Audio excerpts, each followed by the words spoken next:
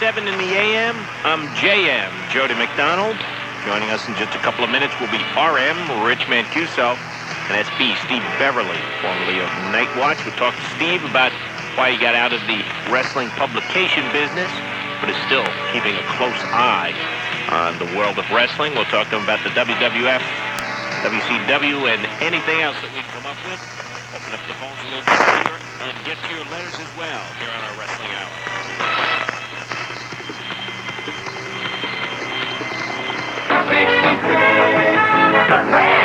WFAN, New York. 8 minutes after 3 here on FAN. It's Saturday night at 3 o'clock. That means it's time for our Wrestling Hour, which means we say good morning to Rich Mancuso. Hi, Richie. Hi, Jody. How are you? I'm pretty good. And yourself? Good. And also on the telephone line with us is Steve Beverly. Steve, how are you this morning? I'm doing well, thank you, Jody. That's what we like to hear. Steve, first and foremost, I know that your publication, Matwatch, stopped printing for a while. First of all, why did you drop it out of publication? And secondly, is there any chance of it returning? Well, we are actually still in progress. We will end on January 27th, so we haven't ended yet. I made a decision about 2 months ago that 4 years of doing this, and I think only anyone who has ever attempted to do a weekly publication of this nature and still maintain a full-time job, and 18 months ago, I got back into the television news business as a news director. And the extreme pressures that exist in meeting a deadline multiple times a day and managing. I'm also operations manager of the ABC affiliate in Jackson, Tennessee.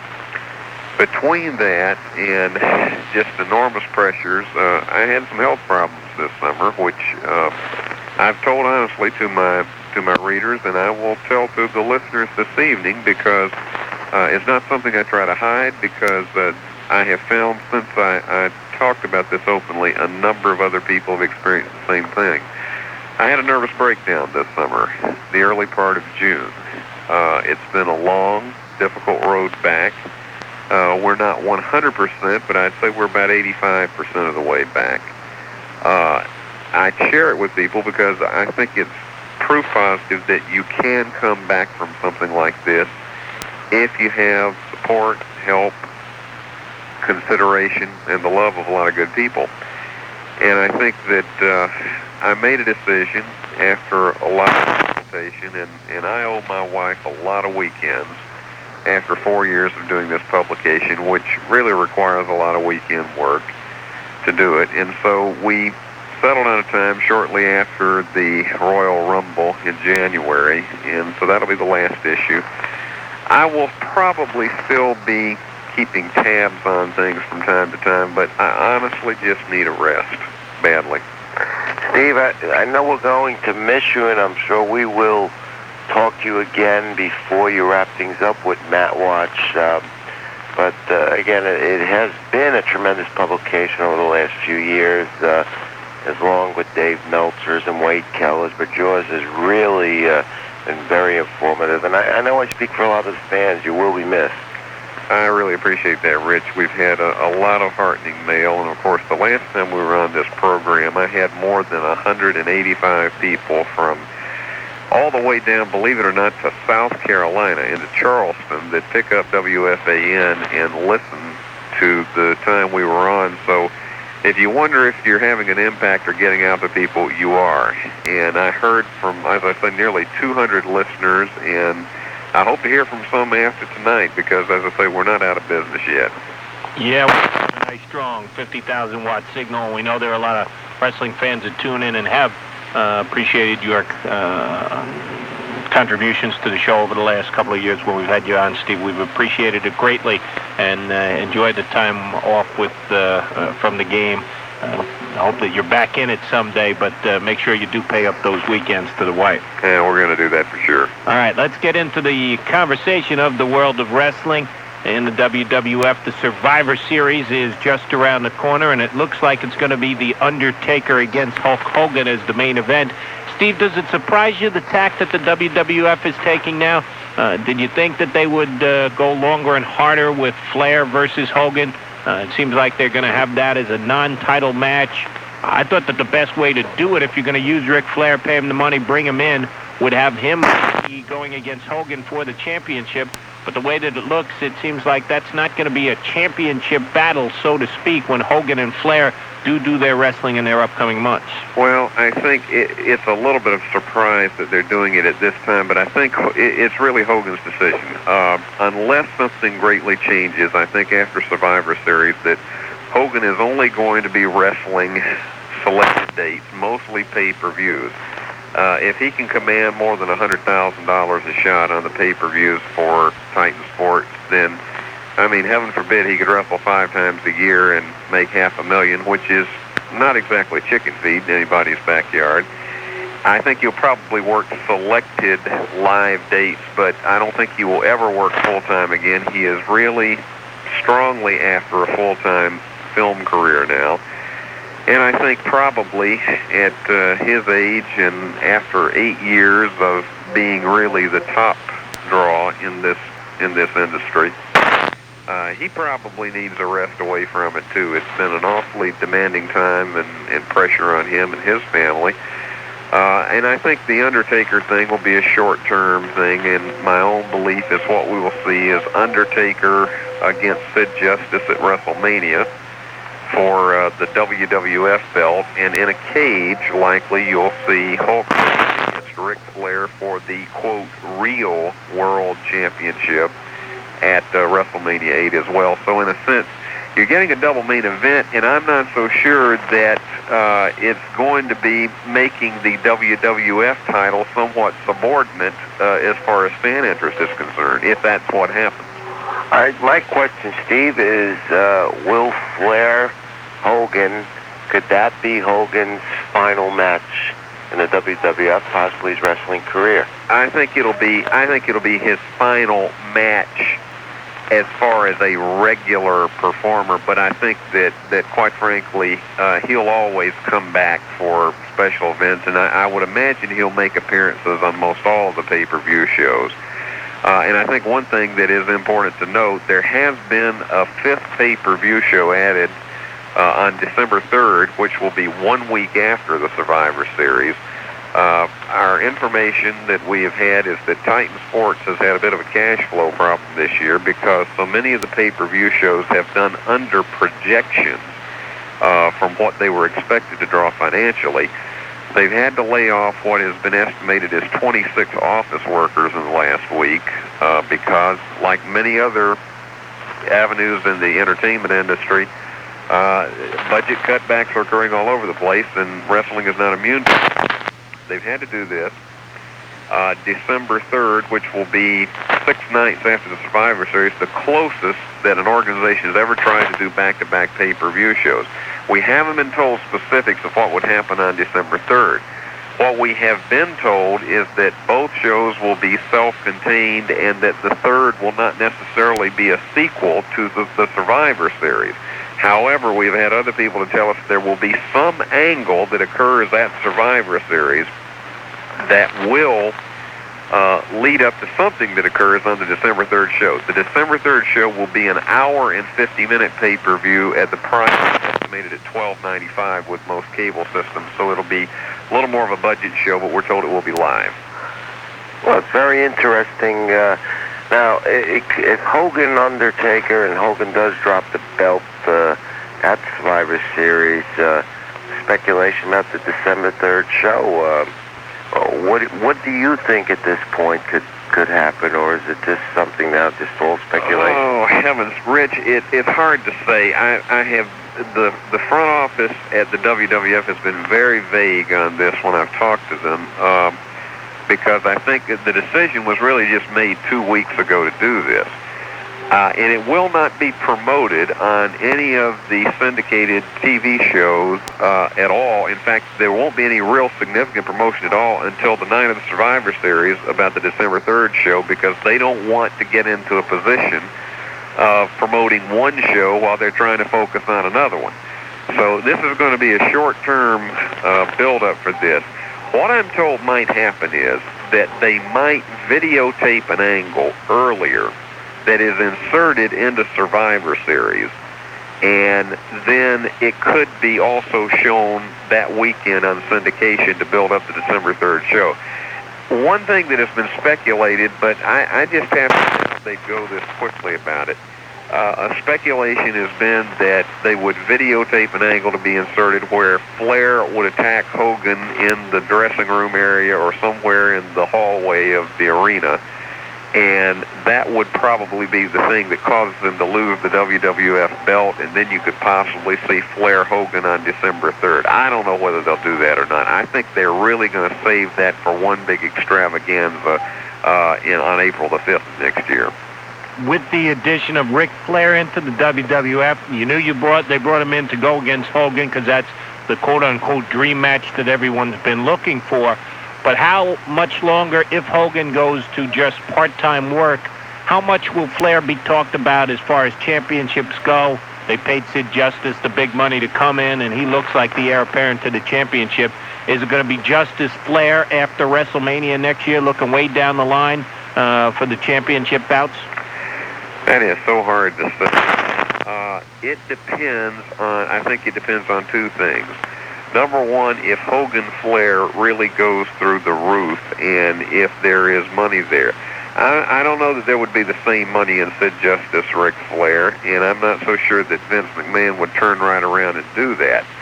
Because if Flair loses the, quote, real world championship to Hulk Hogan, then he's got to somehow fall back into line after that match is over with. And I just can't see them turning right around and doing Justice Hogan. Second off, I think you got to consider this. Will Justice have the same problem as the Ultimate Warrior? Because the early indication is, even though it's a subtle build for him, the early indication is that he's going to be placed in a role that makes him built somewhat like Hulk Hogan's little brother. He comes out at the SummerSlam and does the posing alongside of him. But the fact is he going to be looked at as another Hogan? If they build him in that image, I think they're going to make a horrible mistake, because I think there is no way he's going to be able to live up to the original. And they're going to have to do some things with the character that gives him an image all his own. Whether that'll work or not, I don't know. I've been told that there's some consideration that after everything dies down, there might be a Ric Flair Ted DiBiase series, which that could be a heck of a wrestling series if you wanted to see that, because a lot of fans wanted to see that in the old NWA, and it never got off the ground. I don't know. I simply do not see, with the track record of the WWF, of them coming right back with Sid Justice, Ric Flair in the summer or spring of 1992. But then again, that's still a long way off. Well, maybe it could be Sid Justice, Undertaker. That's what I'm thinking as you talk about this, Steve. I want to go on to something else concerning the WWF. I understand this past week that they've been talking once again to the Ultimate Warrior to determine what's going to happen after this 90-day situation. What is the latest you've heard?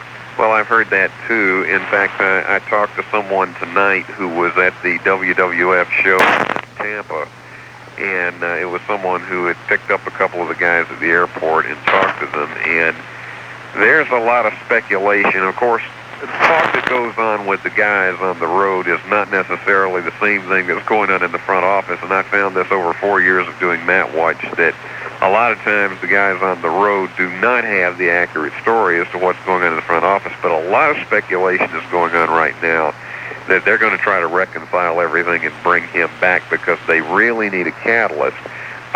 Some of these Undertaker Sid Justice matches or Jake Roberts Sid Justice matches are not doing well at the box office and not getting over very big at all at this moment. I think part of that is because they really needed Randy Savage in the ring to make that get over.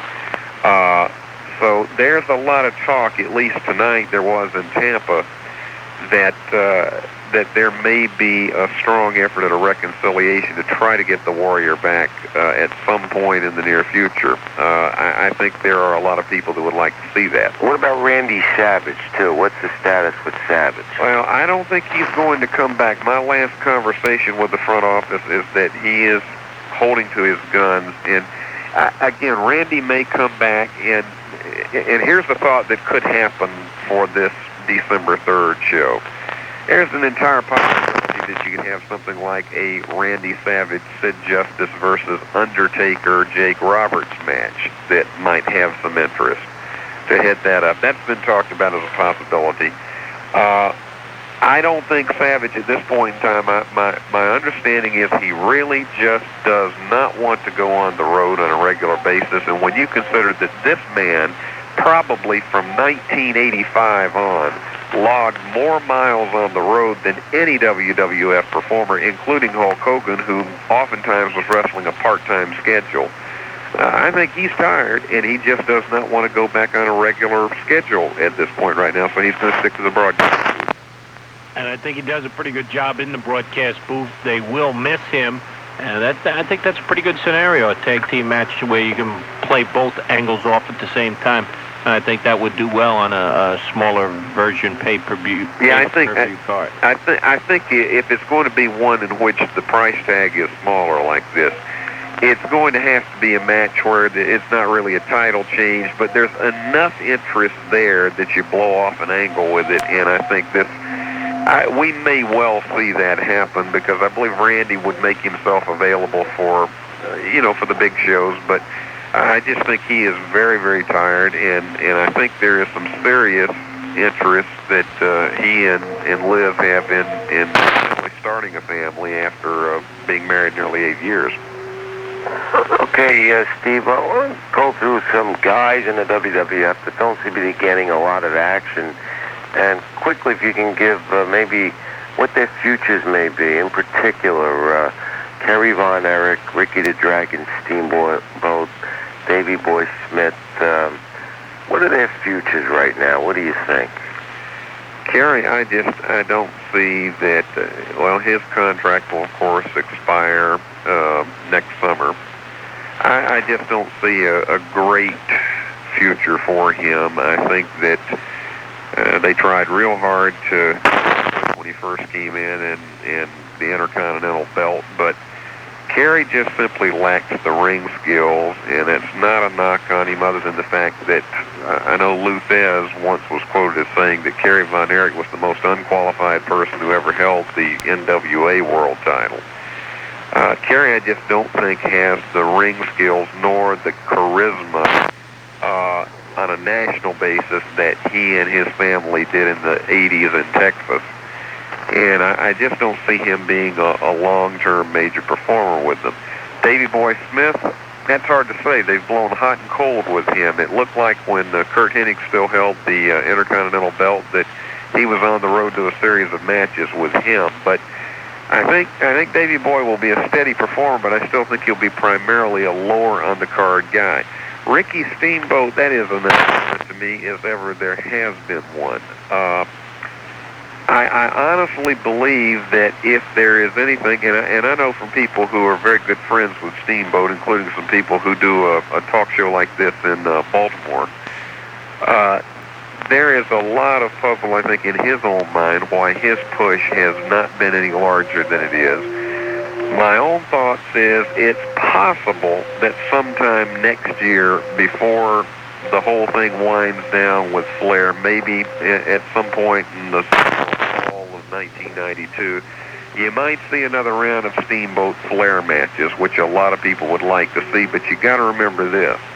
Those matches will never be allowed in the WWF to go as long as some of the classic battles those two had in the early part of 1989 in the NWA. So that's, I don't know. I think they're going to look on Ricky as too small, and I just don't see him getting the kind of push that a lot of people felt he would. With the people that you've talked to about Steamboat, how that he isn't getting a push, would he ever consider going back to the WCW in the kind of straits that they are? Because at least he was a primetime player there, and he seems to be a second-team player back with the WWF. You never say never in anything, but I don't believe Ricky Steamboat would ever go back to WCW as long as Jim Hurt is there.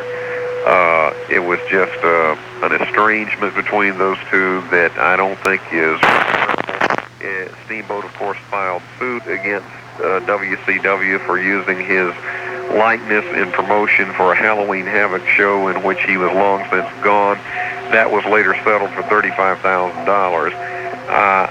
Again, you never say never in pro wrestling, but I don't think Steamboat would go back. I think that, though, as far as this is concerned, Steamboat and his wife built a very expensive home in the Charlotte, North Carolina area, and I think they truly need the money from the WWF to help finance the payments on that home. And so it's, I think he's there mainly because the money is necessary. And speaking of WCW, we'll continue our conversation in wrestling and move it over to the other federation with Steve Beverly and Rich Mancuso, our two wrestling experts here with us on FAN tonight. It's 28 minutes after 3. We've got to take a time out and let John Clossie tell us what's gone on in the world of sports. We'll return with Steve Beverly and Rich, talk about the WCW. Then we'll get to your letters and your phone calls. We'll extend the wrestling hour a little bit here tonight on a Saturday night / Sunday morning on AN in Nueva York. Sports Radio 66, the fan, WFAN. Thank you. Sports Radio 66, the fan, WFAN, New York. 25 in front of 4 here on Saturday night / Sunday morning. Macman with you. On the line with us is Rich Mancuso and Steve Beverly of Matwatch. We're talking wrestling with you. We'll check out what's going on in the WCW and what the future holds for that federation. Then we'll get to your letters. We've got a good little group of people who put pen to paper. We'll also take some wrestling telephone calls at 718-937-6666. AC Courier is 22 in front of 4 here on FAN. We're in the midst of our wrestling hour with Rich Mancuso and Steve Beverly here on FAN. Steve, in the WCW, they've got their Halloween Havoc show coming up, and they seem to be playing Havoc with Barry Windham. He seems to have taken over the role from Ric Flair of being a good guy and a bad guy and a good guy and a bad guy, same as Mr. Luger as well. He seems to be changed altogether too often. Is this federation got any future whatsoever? And if it does Dusty Rhodes play any part of it? Do we have Steve? Did I punch him up correctly, or did we lose Steve somewhere along the line? Richie, are you there? I'm there. Okay, we got Richie, but apparently lost Steve. Well, maybe he took a powder on us. We'll have to get back to him. Richie, then I put that question to you with the fact that they continually flip-flop now Barry Windham and Lex Luger. It seems to be a franchise, an organization without any direction. Where are they headed, and what can Dusty do to get this ship turned around, if he can at all? Well, I'm anxious to hear what Steve has to say about this. In particular with the Barry Windham, it's a mystery because of Halloween Havoc. He's in this Chamber of Horrors match, this maze match, and he's on the heel side, along with Oz and the Diamond Stud and Abdul the Butcher, replaced by the one-man gang.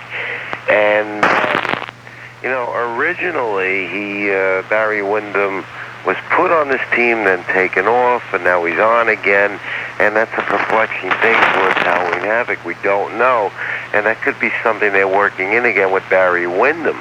But it's like you mentioned, Jody, it's very similar to Ric Flair. One day good guy, one day bad guy. But I think this is something that Dusty is doing with Halloween Havoc as far as making this show, this pay-per-view show, a very mysterious show apropos to Halloween, because not only Barry Windham, but you also have questions about Scott Steiner's availability, who's still out with a torn bicep, yet they're advertising him to be in that match, the Chamber of Horrors match. And we don't know who this Halloween Phantom is, and we don't know who the creatures are. They'll be going against PN News and Big Josh. This could be something Dusty Rhodes is doing to revive some interest in the promotion. And he's going to have to do it in a hurry. Is Steve back with us? Steve, you there? I'm here. I suddenly heard a high shrill, and I was there no more. All of a sudden, you were history. I don't know. We're back. Maybe I screwed up the phones. We were talking about the WCW. I don't know if you heard my question or not, Steve. It seems it's appropriate that it's Halloween Havoc, their next big show, because the entire federation seems to be in Havoc. They continue to turn Barry Windham, as they've done in the past, to Luger and to Flair. Is Dusty Rhodes doing anything right these days, and can he save this federation from an attack? Well, I think we have to look at a couple of things. Number one, it's not all strictly in Dusty Rhodes' hands right now. They have formed what they call the WCW Steering Committee, which I don't know what they're steering necessarily, but there's a group of people that include Jim Herd, Dusty Rhodes, Jim Ross, Magnum TA. I think there's 5 people in all on the committee, and they're all having various, I think Tony Schiavone is, and they're all having input into various aspects of the promotion. One thing that Ross is beginning to have a little more influence in is the actual television shows, which the last couple of weeks seem to, particularly on TBS, the Saturday night show is being refocused more as the flagship show. I think, though, that one thing, there's 2 things wrong there right now, among many, but there's 2 primary things. Number one, the 3 shows that are on TBS every week are just alike. All you got to do is exchange the names of the shows and maybe a co-host, and the shows are just alike. There's just really no difference in those 3 shows. And I think one of the things that Vince McMahon did that somewhat saved primetime wrestling from a disastrous drop in the ratings, although this week's issue of Matwatch will the ratings of the cable wrestling shows for the 3rd quarter of this year, in which every wrestling show on cable TV took a drop over the year-ago figures. I think that what Vince did to repackage primetime wrestling into more of the sandwich around the show is more important than the wrestling itself, saved that show from a disastrous drop. They've got to do that in WCW with one of these shows. Something has got to be done to change the window dressing and the format of these shows, because they just simply all look alike and the fans know it. The second thing that I think is a problem is that, and it's not altogether his fault, because, there's nothing the man could do about being thrust into the role when Ric Flair suddenly agreed to disagree and leave WCW. But Luger is simply not getting over as a world champion. I've heard reports from all over the Southeast, calls from Lakeland, Florida tonight. He is just not the monster champion, and they've tried hard to make him that way on TV, but people just aren't buying into it. I think that probably if there is a money match to come in that promotion, it's Luger and Sting, but I don't think they can afford to do that before next year, because if they blow it too quickly, they have blown the money match. Simmons, I think, would be a tremendous world champion. He would be a different perspective on that, since there's never been a minority to hold a major world championship in wrestling. But I don't think they're going to go that route. He's not going to win the belt in the 2 out of 3 fall at Halloween Havoc.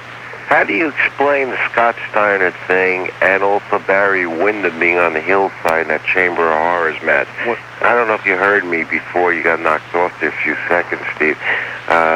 Could this be something Dusty's doing to revive interest, to get this pay-per-view show big numbers? Well, Halloween Havoc has been the biggest buy rate for WCW the last 2 years of all of their pay-per-view shows. Last year, they really thought they had turned the corner, because the Chicago show that had Sting and Sid Vicious in it really did a strong buy rate, and then they started going south ever since. They somewhat think that, particularly since it peaked at around Halloween Havoc, the mystery of the Black Scorpion, well, a mystery, they thought, built the buy rate. So they've got 2 or 3 mystery people in there, the Creatures, who are going to be Johnny Rich and Joey Maggs, and the only reason they're calling them the Creatures is because word leaked out that they were going to make them hunchbacks. And that's been a monkey on Jim Herd's back for a long time, because he thinks that hunchback characters who, quote, you can never pin them. He thinks that's a great way. Well, a lot of people are saying if they bring on the hunchbacks, a lot of people would be clamoring to see the ding-dongs come back. I personally think that the mystery is not going to build as much. I think the Chamber of Horrors match is so complicated that it's hard for people to understand how you win, when the finish is going to be, and I'm sorry, I just really believe that wrestling fans are no different than any people who watch any other form of entertainment. When you overcomplicate it, you tend to make it too difficult to follow, and I think people basically are not going to buy into the Chamber of Horrors quite like otherwise. The Barry Windham thing, I think, is only a mystery from the standpoint that Barry is going to wind up having the three heels. He'll turn into three heels, and you'll find he's still a great guy after all when it's over with. But there's just not. I don't sense this catching on in a big way like the one did last year. When, if ever, Steve, is Ted Turner going to cut loose on this losing proposition? It doesn't seem to be cutting it. Turner doesn't usually try and sink his money into something that isn't going to return some for him. Will he sell the WCW anytime in the near future? Well, of course, after 10 more years of trying, Braves have turned it around, and for an old Georgia boy, I enjoyed that today. So he didn't totally give up on them, but I know what you're saying, Jody. It is the revenues are coming in from television. The ratings are still respectable on cable for TBS, and let's face it, Turner bought this primarily because, first and foremost, they wanted programming that could get ratings for TBS. Now, it's not getting the ratings it did last year or 2 years ago, but the ratings are still respectable enough that they're getting plenty of advertising on it. The second thing is they wanted an avenue into the pay-per-view market. It has provided that, though not nearly the kind of megabucks that the WWF has made. I personally think that one thing you're going to see is probably next year fewer Clash of the Champions specials. The last two have not done very good ratings. In fact, the last two did not even crack a 4 rating. I think you might see them cut back perhaps to 2 Clash of the Champions specials because the ratings are going down while the production costs are going up. I think the next step is probably you are going to see them, before they would get rid of the whole company and sell it or whatever, I think that what they would do is get out of the arena show business except for major shows in maybe 10 or 12 big cities around the country that they still do semi-respectable business in. But the days of them continuing to go city after city, night after night, 6 nights a week like they do, has got to end. That's where the financial resources is draining, travel costs, everything in which you can put a red mark in the ledger sheet. It's an arena show. So they've got to get out of it and just strictly be a television pay-per-view company. And I think that is what probably the Turner board will force them into doing. Good move to get Cactus Jack back in action in WCW. I think that was one of the better moves that they've made over the last year or so. Oh, one of the most refreshing performers, and I think, quite frankly, he has been a catalyst, at least, in refocusing on Sting somewhat, but he's a star all by himself. I think he's a tremendous performer. I think he is one of the freshest performers we've seen in this industry in 5 years. He plays his role to the hill. He is physically demanding on himself. If this guy can survive 5 years at the physical pounding he puts on himself, it'll be amazing. But, yes, a tremendous addition to have him in that circuit. And I just hope that they make the best possible use of him. Steve, with all the things that could work right for the WCW, if they take it out of the shows, take it out of the arenas, and they just go with it for TV, is that going to be enough to make the money to keep the star wrestlers like Sting, like a Luger, from jumping to the WWF, who's got shows, who've got other ways to bring in money, and with the ability to pay these wrestlers the big bucks? Do we lose Steve again? Oh, we must be having telephone problems with Steve Beverly.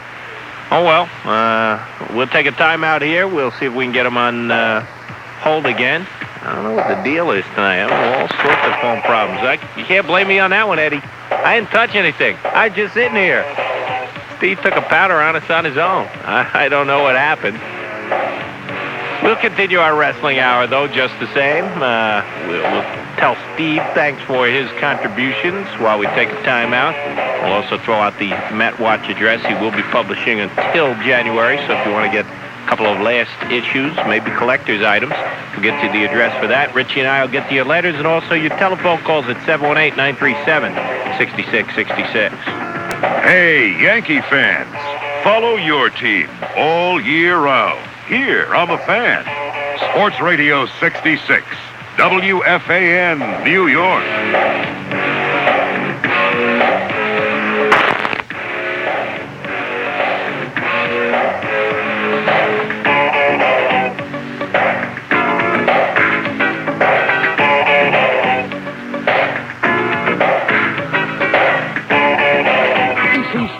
On baseball. Not in front of 4 here on the Fan. When Steve Beverly tells us he's getting out of the wrestling business, I think he means it.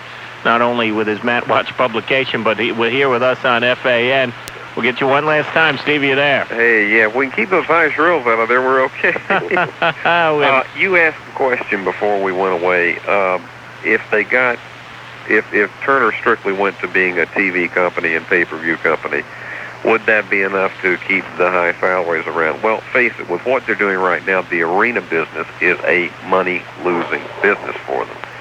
So it stands to reason that if they're not raking it in the arenas, that and if it's actually a drain on expenses, it's not going to make that much difference. I think that, frankly, they sell a lot of their merchandise through TV, and I think predominantly we are at a stage in professional wrestling that we are hitting what I think is really the ebb of this national cycle. I think, frankly, fans are clamoring to say less is more. I think that's why the TV ratings are going down for both promotions.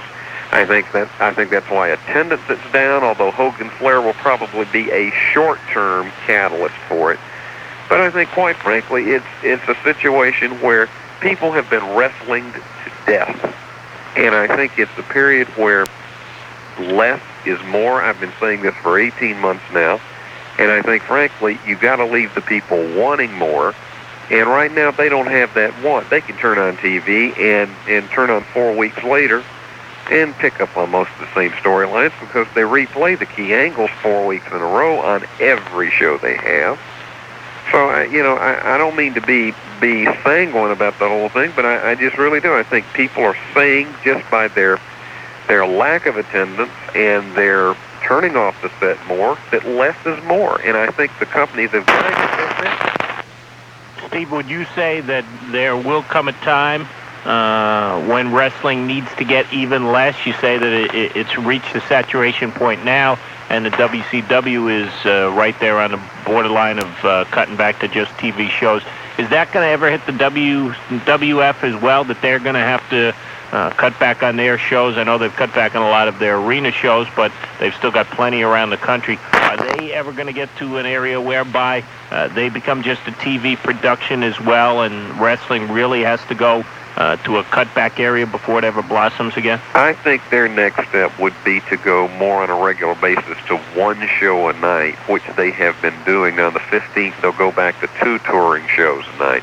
I think their next evolution is to primarily go 1 show a night with their primary performers, because it has been a drain. Again, this has been a year in which they haven't been spared from cutbacks in their office. 26 layoffs that they've just had, and it is a period now in which the costs are so high for travel, and if they don't make the huge bucks back at the gate or through the merchandise sales, and it goes to a point, but eventually it has to come back that the fans are going to say less is more. I mean, at one time, this is a company that 2.5 years ago was doing 4 shows a night.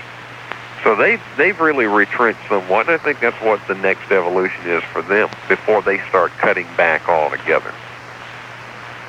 Do you foresee the WWF, if they do go to this cutback rate at some point and cut back the number of shows, do you ever foresee Vince McMahon thinking about getting out of it? He had the whole steroid problem. Is he in wrestling for the long haul, or do you think that at some point he, like yourself and like a lot of people in wrestling, like potentially a Randy Macho Man Savage, says enough is enough and either turns the reins over to someone else or packs it in? Well, he could. I think a lot's going to depend on whether additional steroid scandals develop. I don't think they're spared of it, because I've been told there are at least 2 or 3 investigative reporters around the country for mainline newspapers that are working on major stories that could be potentially embarrassing to the promotion. Specifics, I don't have them, but I can tell you that there is a lot more, I think, that they are going to face where the steroid scandals are concerned. And that could be a very big factor as to what their future is and what their public reputation is. Steve, we've got to wrap things up here. It's coming up on 4 o'clock. With the Matwatch, are you still looking for new people to get involved, people who subscribe for it? Can they do so on a short-term basis? Oh, you bet they can. For listeners tonight who aren't already subscribing to Matwatch or don't have a current subscription, we're offering 6 issues for $5. And that's actually 2 additional issues over what that would usually get you. 6 issues for $5, and you can order from... Send a check, cash, or money order to Matwatch, 16 Robin Hood Lane, Jackson, Tennessee, and the zip is 38305. And hopefully, if we're on before we bring this thing to a final end, I'll have an offer for my final annual, which is going to be called Matwatch, the Final Chapter. And I'm really looking forward to telling some stories I've never told before in that publication. Oh, Steve, most definitely will have you on before that time. And, the wrestling fans out there are definitely going to miss Matwatch, but hopefully somebody else will be able to pick up the slack for you. Well, there's some awfully good publications out there, but I've enjoyed, it's been a great 4 years, and I've enjoyed my association with you folks. And we're just going to be around for the ride for about 3 or 4 more months and see what happens. And I sure appreciate you having me on again tonight. Steve, always a pleasure. We'll talk to you again real soon, certainly before Matwatch is late. Thanks, guys. Steve, thank you very much, and I'm sure we'll be talking before then. And as always, to you, keep it in the ring and stay healthy, will you, guys? Good night, all, and thank you all again. Thank you very much. Steve Beverly of Matwatch, Rich Mancuso, here with us on FAN as well. We'll bring Richie back. We'll try and answer your letters, get some telephone calls, an extended wrestling hour here on The Fan on a Saturday night. Sports Radio 66. The Fan. WFAN flashback. October 14th. It's Parish. Sports Radio 66. The Fan. WFAN New York. 7 minutes after 4 here on FAN. Once again, our thanks go out to Steve Beverly for his contribution tonight, always with some interesting insights to the world of wrestling, both WWF and WCW. Richie's still on the line with us. Maybe he is, maybe he isn't. We've had some phone problems. But if he is, he's answering your questions, whether they came in via the mail or through the telephone line. Get to the telephone, 718-937-6666 with your wrestling questions. On Sports Radio 66. The Fan. WFAN. 8 after 4 here on The Fan. Jody Mack with you. We're extending our wrestling hour a little bit this week. Steve Beverly was with us for an hour, and we haven't gotten to any of your questions. We always want wrestling fans to be able to participate. So, Richie, we've got some letters. Let's get right to them. First one comes to us from Gene Smith of Staten Island. He wants to know, where is the golden boy, Arnold Skolin, these days? Arnold is very active in the front office of Titan Sports in the WWF. Okay, no longer active as a manager, but still part of the Federation. Up next is Frank Russo from Hawthorne. Whatever happened to Dino Bravo and the model Rick Martel? Well, Bravo was supposed to be back, did some work in Puerto Rico, then sustained a minor back injury, which has still kept him on the sidelines. Rick Martel supposedly targeted for return shortly after the Survivor Series. Our pal Rich the Bulldog from New Jersey has these two questions. Since there's no interest in Luger versus Simmons, Halloween Havoc's buy rate will probably be low. Can Dusty have Missy Hyatt Lady Blossom match? They're doing something with Missy Hyatt, and I think they may not go with a Lady Blossom, but they may do Missy Hyatt teaming up with Paulie Dangerously eventually. Is there any chance that Vince will bring in Tony Anthony, MC Hammer, or Dirty White Girl to the WWF? I don't think any of those have a shot. Okay. What do you think of the chances of Curtis Hughes turning on Lex Luger and becoming a fan favorite, as per Andrew Silverstein? Well, that could happen anytime you got Harley Race and Hughes together with a guy like Lex Luger. It's very possible that could happen. Joe from Mount Vernon wants to know, where is Starrcade 91 being held? Undetermined yet. Where is Smash these days? Smash is out of the picture in the WWF. And is Big Band Vader coming back to the WCW anytime soon? Yes, he will be back sometime in November. Freddie Esposito's got a pair of questions for us. Will we see Ric Flair versus Bret Hart in the upcoming year? You could see that, and I got to go with Steve said. I think there would be an interest that they may do that Flair Steamboat, but Flair Hart, and if those two get together, it would be a dynamite match. Is Billy Busick gone from the WWF? Not that I heard of. I don't see how this gimmick's going to work. I don't think there's room for him, but I haven't heard anything about him being released. The Pro Boys weekly question this week is, do you see Legion of Doom going down the Rockers, getting their deserved title shots and eventually the WWF Tag Team title? Absolutely not. You know that I disagree with you on that. In fact, I think the Rockers are going to eventually be phased out completely. Shawn Michaels has had that knee injury, which has kept them apart, and I think the Rockers thing may eventually phase out. That's the WWF has lost. Pete from Hicksville wants to know if we've seen the last of Hacksaw Jim Duggan.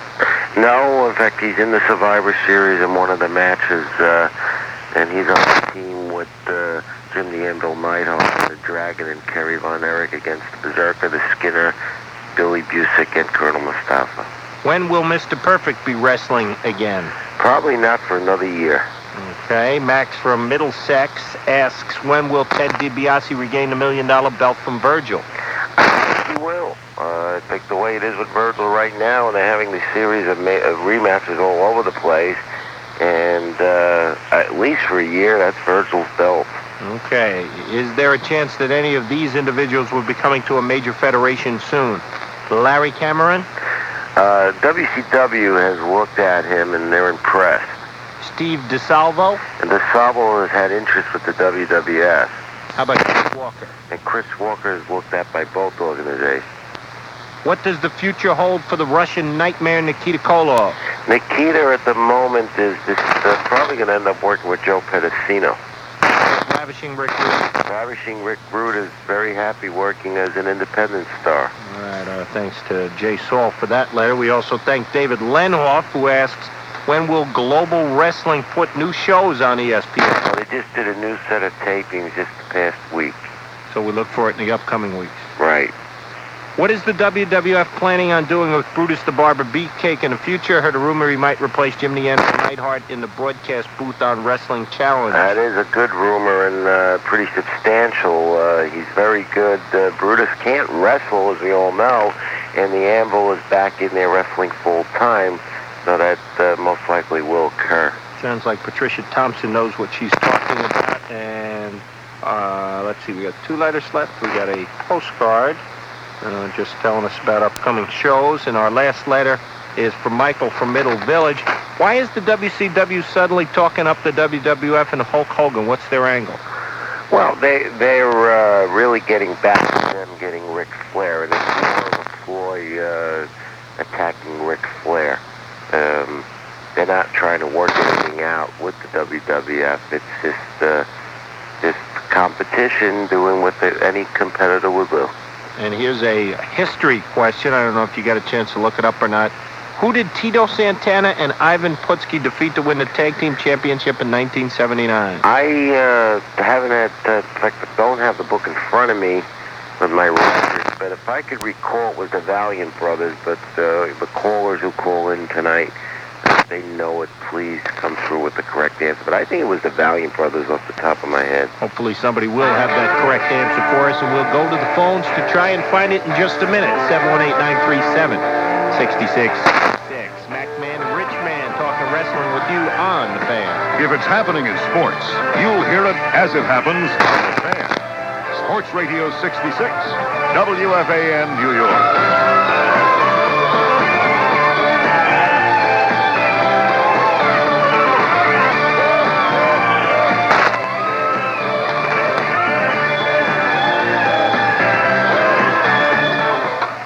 Minutes after 4 here on The Fan. Jody Mack with you. We've got a good bunch of minutes to take your telephone calls. Wrestling Fans, 718-937-6666. Joey from Brooklyn, you're on WFAN with Jody and Rich Mancuso. Hi, Rich.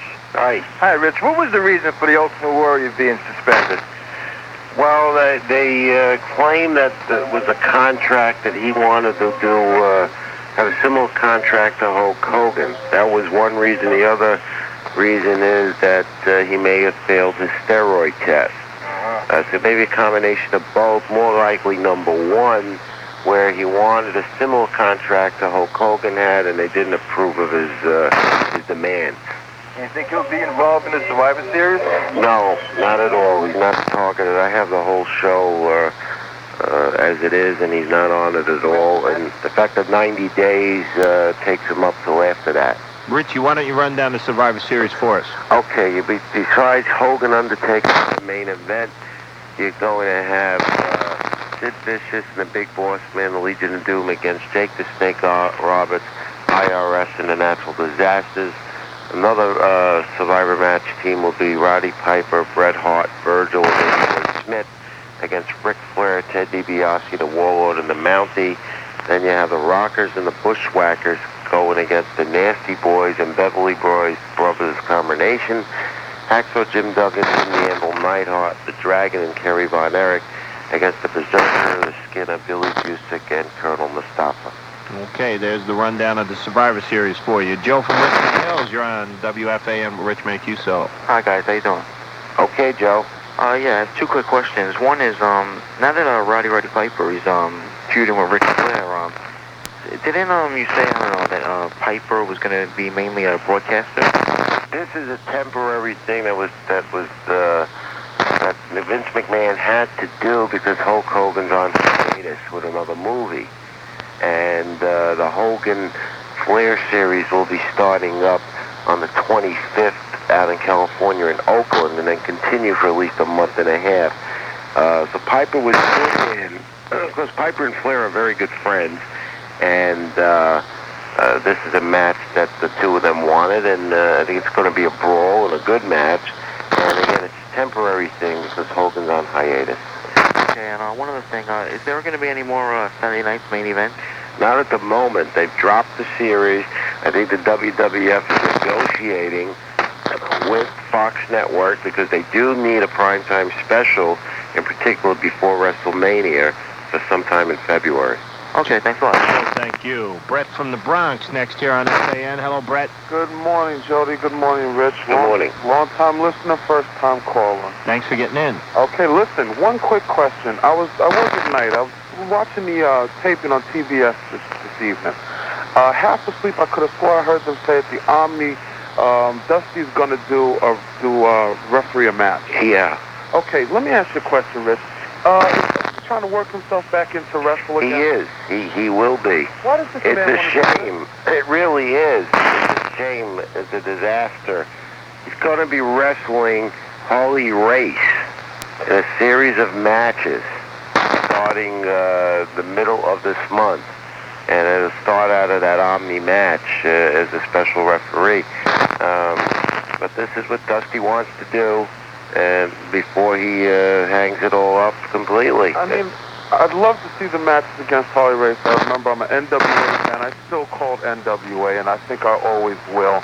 But I think Dusty is just a wee bit past his. I like what he's doing so far since he's had the problems with the NWA and the getting people to come and getting the matches on TV, I mean, it's gotten a little bit better. But I really don't think this is the way for him to go with getting back into the ring. No, it's not. I think you're one of very few that like what he's been doing.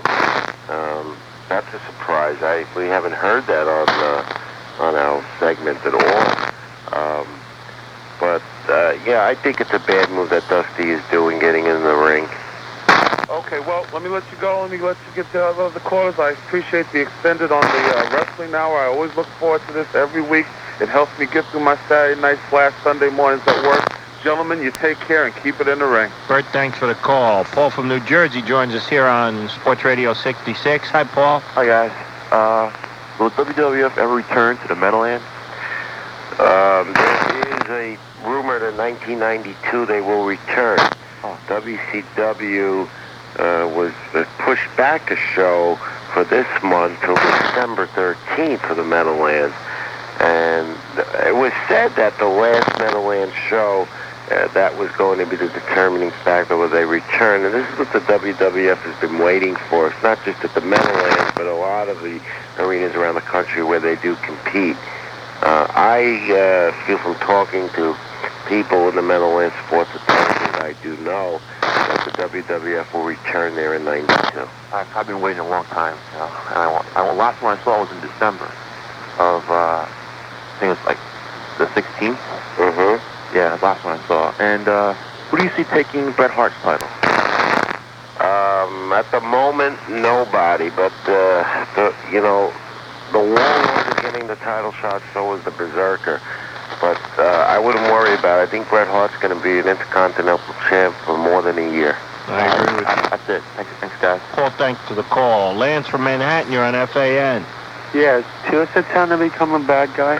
I believe so. It looks that way. Yeah, and I believe he'll feud with Conan once he comes in. This guy, Conan's in Mexico, who wrestled briefly in the WCW, and he's going to be coming into the WWF. He's supposed to have been in by 5-6 months ago, but he's been so involved there in Mexico. By the way, there is a strike with wrestlers in Mexico. It's the first time this ever happened in professional wrestling, and this could have some implications in this business for the future as far as what goes on here in the States. I do believe that. But Conan, Tito Santana, I think is going to be the feud if Conan, when he does come in. When is he going to come in? When is he going to wrestle his first match? Tito Santana? Yeah. Well, he's currently, and you see him on TV now, and the artist is wrestling on television probably within the next 3 weeks. You can have a manager? No. No. But most likely he won't be a fan favorite. No. Yeah. Yeah, looks that way. Can I ask one more question? Yeah. Sergeant Slaughter, is he going to wrestle again? This is a funny thing. The plan was Slaughter would finish up the Hogan series, then go right into the front office. I think what's going to happen is Slaughter will continue to try and get some mercy from the fans, finally be accepted by, I think, half of the wrestling audience of the WWF, and Mustafa is going to call him a coward and really get on his case. And what I think WWF is going to do is renew that feud between Slaughter and the Iron Sheik that happened in 1984, which could culminate in a big match at WrestleMania. Oh, that's weak, the Iron Sheik. He's just done. A nice guy maybe, but his wrestling days are over, and if that's a match on the WrestleMania card, I don't know how much it helps that guy out. John from Staten Island joins us here on FAN. Hi, John. Okay, how you doing? A couple of things for you. Do you think Dusty's pushing his son too much? I think so, yeah. In fact, Dustin has the TV title shot at Halloween Havoc against Steve Austin, and I believe that he'll win the title at Halloween Havoc, and I don't think he's ready for it. And it's just because Dusty's in charge. And it also seems that every time somebody's getting jumped or something in the ring, he's the first one out. Yeah. Oh, yeah. Definitely. And he's also one of the members of the six-man champions that they have. And what's the story with Tito Santana? He's like the only guy in the whole WWF. He's been there so long that didn't have some sort of gimmick, so they have to go and give him one now? Yeah, this is Jody's old favorite, a guy I never really liked. I mean, what stabbing a bull got to do with wrestling? He's a matador. Yeah, and you know, the thing is, he took a little hiatus and was wrestling on some independent shows with some independent promoters, and now he's coming back as a matador. I think that's something that Tito wanted to do. I think Tito wanted to really bring out his Mexican heritage, and this is something that he called for. Do you really believe... Hold on, time out, New York. Do you begin to believe that Tito Santana went into the front office and said, guys, I want to emphasize my wrestling heritage, so I want to... I believe so. I want to be a matador. I really do. No way. And also the fact that his image as Tito Santana, just, you know, it's been run so long in the WWF. He asked for a change, and he got it. Oh, I don't believe that. But Rich, do you think something like this would give him a big push, put him like the title picture again, or...? No, I think it's just going to be another gimmick, and I'm sure it's because Conan is coming in. Yeah, they might match him up against Conan, but they didn't need this stupid matador. Tito Santana is great the way he is. He was never great from the beginning. Brett from Long Island's next here on The Fan. Hi, Brett. Hey, guys, how you doing?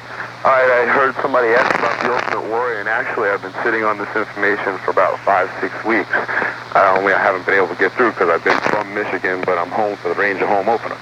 Anyway, the Ultimate Warrior, actually, the problem was that he was wrestling Sergeant Slaughter at the time.